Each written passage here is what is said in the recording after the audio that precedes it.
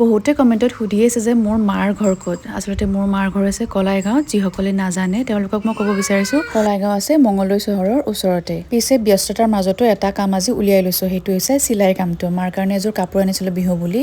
ভাবিছোঁ কাপোৰযোৰ চিলাই একদম ৰেডি কৰি মাক দি থৈ যাম, তেতিয়াহে চাগে পিন্ধিব, নহ'লে নিজে এলাহতে কাপোৰযোৰ তেনেকৈ বাকচতে সোমাই থাকিব। একেলেঠাৰি বহিব পাৰিলে 1.5 ঘণ্টা বা 2 ঘণ্টাৰ ভিতৰত ধুনীয়াকৈ মেখেলা চাদৰ মই উলিয়াই দিব পাৰোঁ। ফলচৰ কাপোৰ এটা আনিছিলোঁ, কিন্তু ফুল কেইটামান আঁকি থোৱা আছিলে, মই ডিজাইন কেইটামান ৰাখি থৈছিলোঁ। সেইকাৰণে মায়ে এইটো কাটিবই নিদিলে। আৰু মই ভাবিছোঁ ইমান ধুনীয়াকৈ ফেব্ৰিক কৰা ডিজাইন কেইটামান ৰাখি থৈছিলোঁ। আপোনালোকৰ যদি ভাল লাগিছে স্ক্ৰীনশ্বট লৈ ল'ব দেই, নিজেও কেতিয়াবা কৰিব। মেখেলাখন অকণমান স্পীডত কৰিব পৰাকৈ মায়ে এটা ট্ৰিক শিকাই দিলে। সেইটো শিকি মেলি কিনে 8টা বাজিবৰ হ'ল, তেতিয়াহে মোৰ কাপোৰযোৰ চিলাই ৰেডি হৈ গ'ল। মাজে মাজে বহি আছোঁ যে, আৰু ফেব্ৰিকৰ ডিজাইন কেইটা দেখালোঁ, মানে ভাবিলোঁ যে মাৰ ভাগৰ এযোৰ মই কাপোৰ বনাই দিছিলোঁ বহুত সৰুতে, সেইযোৰ আপোনালোকক দেখাওঁ। এইযোৰ কাপোৰ আচলতে মই ইউটিউবত এবাৰ দেখাইছিলোঁ, তথাপিও আৰু একবাৰ দেখাব খুজিছোঁ। এই সৰু সৰু ফুলকেইটা যে, এইকেইটা আলু কাটি মেলি আলুত ফুলৰ শ্বেপটো বনাই এনেকৈ কালাৰ কৰি দিছিলোঁ। কেনেকুৱা লাগিছে জনাবলৈ নাপাহৰিব, আৰু যদি ভাল লাগিছে আপোনালোকেও ট্ৰাই কৰিব।